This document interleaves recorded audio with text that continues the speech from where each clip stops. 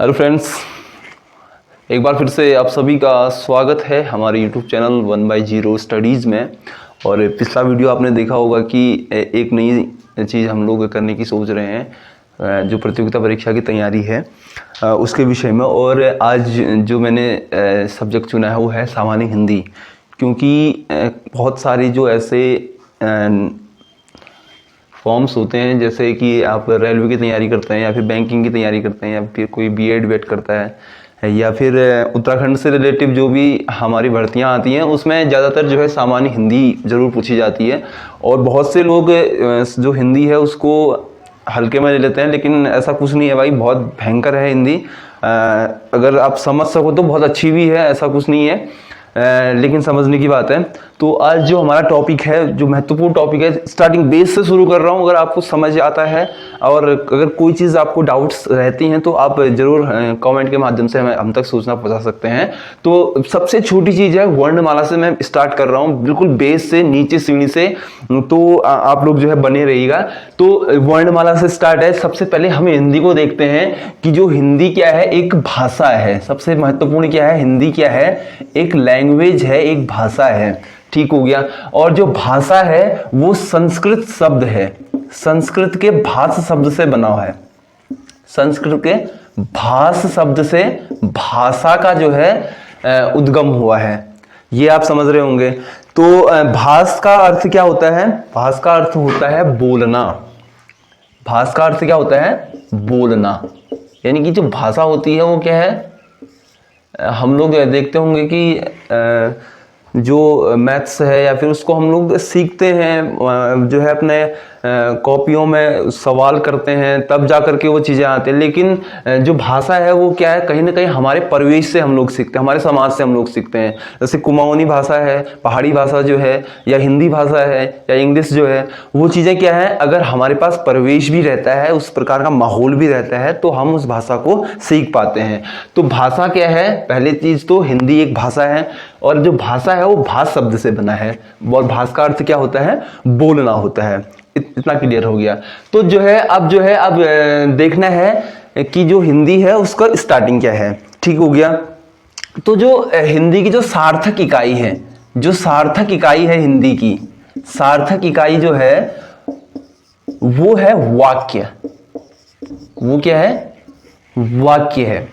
जो हिंदी की जो सार्थक इकाई रहती है वो है वाक्य। और वाक्य से जो है, जो छोटी इकाई है वाक्य से, उसे कहते हैं हम लोग उपवाक्य। उसे क्या कहते हैं? उपवाक्य कहते हैं। और उपवाक्य से जो नीचे है उसे कहते हैं हम लोग पदबंध। ठीक हो गया, पदबंध। और पदबंध से जो नीचे की इकाई होती है, उससे छोटी इकाई कौन सी होती है? वो होती है हमारी पद। उसे हम लोग क्या कहते हैं? पद कहते हैं। जो है आपका, जिसे हम लोग शब्द भी कहते हैं। ठीक हो गया, शब्द भी, पद को हम लोग क्या कहते हैं? शब्द भी कहते हैं। और उससे छोटी इकाई क्या होती है? पद से छोटी इकाई वो होती है अक्षर। ये कहीं ना कहीं इकाइयां हैं, और अक्षर, और उससे छोटी क्या होती है? वर्ण। ठीक हो गया। तो ये चीजें हैं। तो कहीं ना कहीं जो है ये चीजें क्या आती हैं, कभी कभी हमारा क्वेश्चन क्या आ जाता है कि भाषा की सबसे छोटी इकाई कौन सी है? तो होती है वर्ण, और ध्वनि भी कह सकते हैं हम इसे, वर्णी या फिर ध्वनि। तो ये चीजें हैं। तो कभी अब जो है, जैसे हम लोग एक एग्जांपल के लिए एक शब्द लेते हैं, राम। ठीक हो गया। राम क्या है? एक शब्द, एक पद है ना। तो राम शब्द जो है, इसमें कितने अक्षर हैं? इसमें है 2 अक्षर, रा और म। ठीक हो गया। लेकिन इसमें जो है, जो वर्ण होंगे वो क्या होंगे? 4 वर्ण होंगे। वो कैसे? जैसे हम लोग कहते हैं रॉ। अब ये रॉ जो है आधा रॉ होगा जब तक कि इसमें क्या न लगे, कोई स्वर न लगे। यानी कि आ इसमें क्या लगा है? स्वर लगा है, तो आ हो गया दूसरा वर्ण। ठीक हो गया। और तीसरा क्या है? मो है, तो मो भी क्या है? आधा मो, और मो के में आ ओ लगा है तो ओ हो गया। तो क्या हो गया?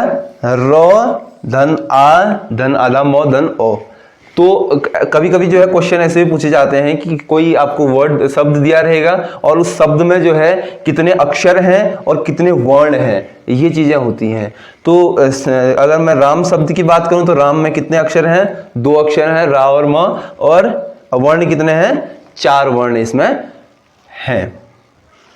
ये तो थी कुछ बेसिक बातें जो मैंने बताया कि हिंदी से संबंधित थी और हिंदी क्या है। तो इसके बाद जो है आप देख रहे होंगे यहाँ पे एक वर्ड लिखा हुआ है वर्णमाला, जो कि आज का मुख्य टॉपिक है, वर्णमाला। अब इस वर्णमाला में 2 चीजें आ रही हैं, एक आ रही है वर्ण, एक आ रही है वर्ण और दूसरा आ रहा है माला। ठीक हो गया। अब ये वर्ण क्या होते हैं, वर्ण किसे कहते हैं, कभी कभी 1 नंबर के क्वेश्चन में पूछा जाता है, या फिर वर्ण क्या है इस प्रकार का, तो यह पूछा जाएगा कि सबसे छोटी इकाई क्या है भाषा की। तो वर्ण किसे कहते हैं, भाषा की सबसे छोटी इकाई को वर्ण कहा जाता है। तो ये चीजें हैं। और जो है वर्ण क्या कहलाता है, सबसे पहली बात तो सबसे छोटी इकाई वर्ण होती है। ठीक है। और जो वर्ण में मैंने आपको बताया था कि क्या होते हैं, एक तो ध्वनि होती है, एक ध्वनि का जिक्र भी मैंने किया था, ध्वनि का जिक्र भी किया था। तो ध्वनि क्या है, कथित रूप है। ध्वनि क्या है, कथित रूप है। जैसे कि हम लोग कोई शब्द बोलते हैं, कोई पद बोलते हैं, तो उसमें जो है ध्वनि निकलती है कहीं ना कहीं, तो वो क्या है, तो ध्वनि है कथित रूप में। ठीक हो गया।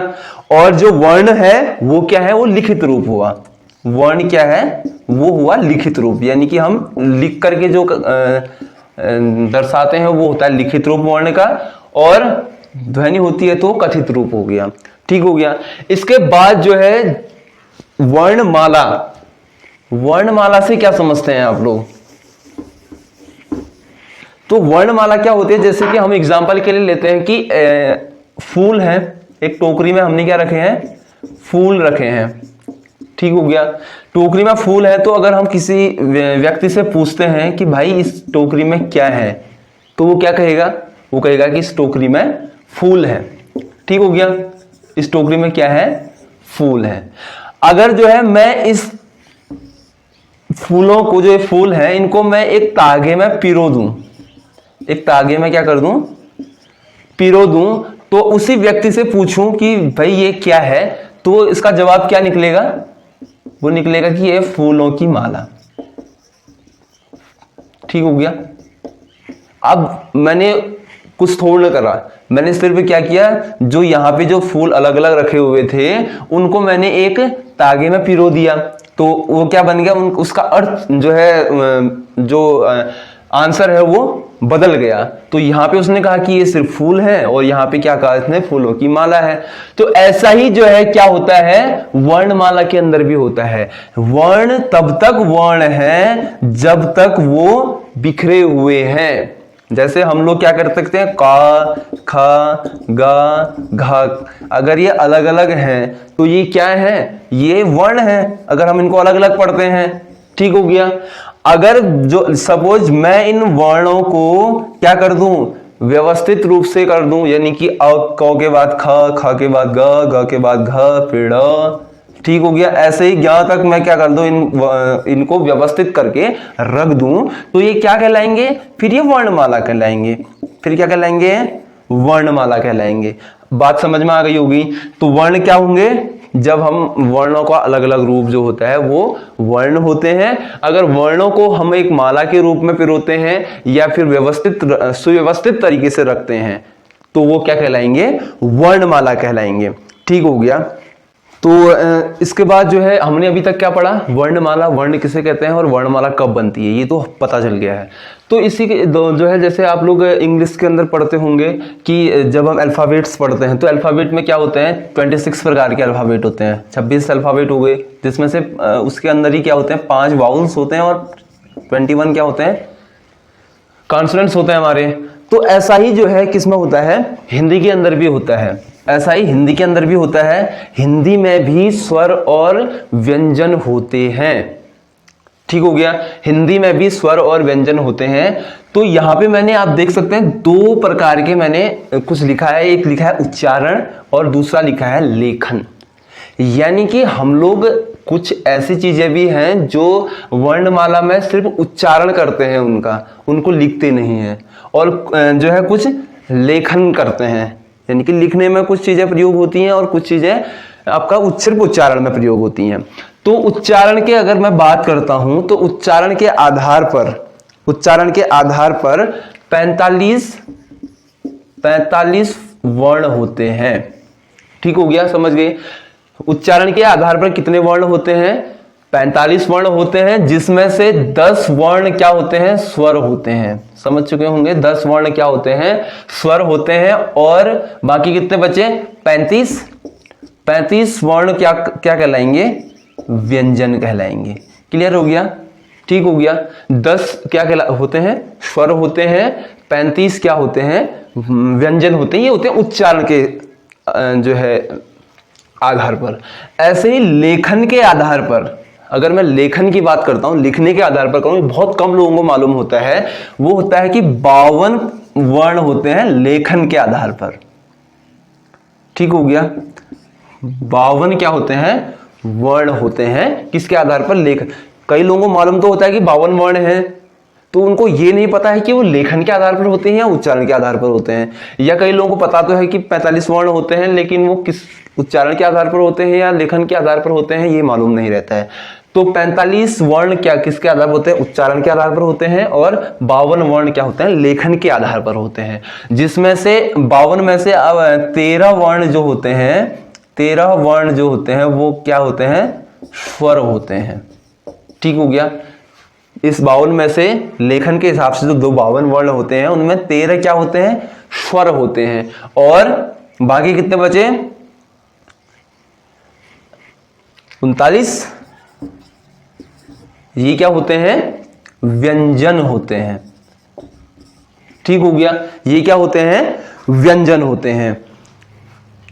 तो अब देखो, इसमें बात आती है स्वर और व्यंजन की। ठीक हो गया?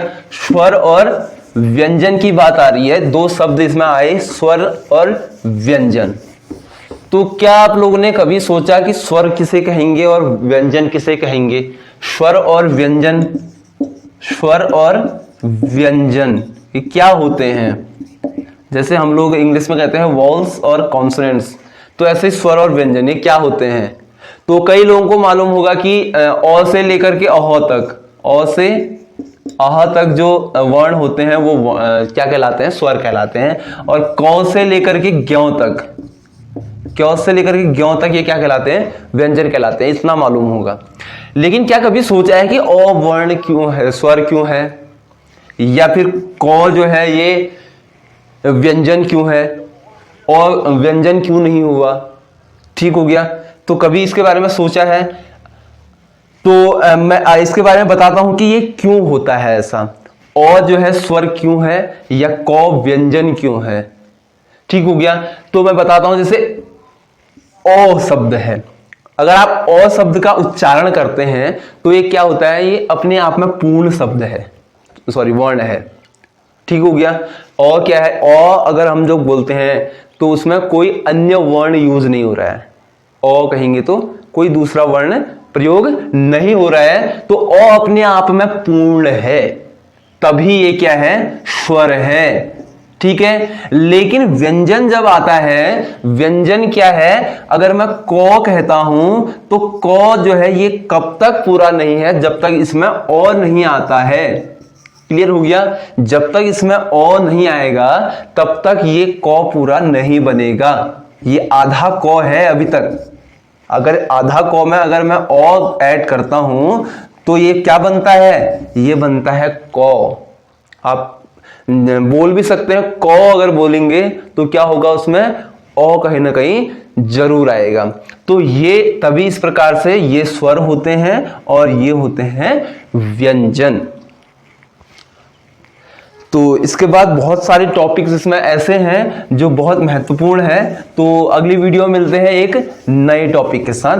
तब तक के लिए बहुत बहुत धन्यवाद। और अगर आप लोग नए हैं तो आप लोग सब्सक्राइब जरूर कीजिएगा, और जो पुराने हमारे व्यूवर्स हैं वो लाइक शेयर कमेंट जरूर करें, और अपने सुझाव भी दे सकते हैं कि आपको कौन से टॉपिक में दिक्कत हो रही है और कौन सा हम लोग उसको जो है उस डाउट्स को क्लियर करने की कोशिश करें। बहुत बहुत धन्यवाद।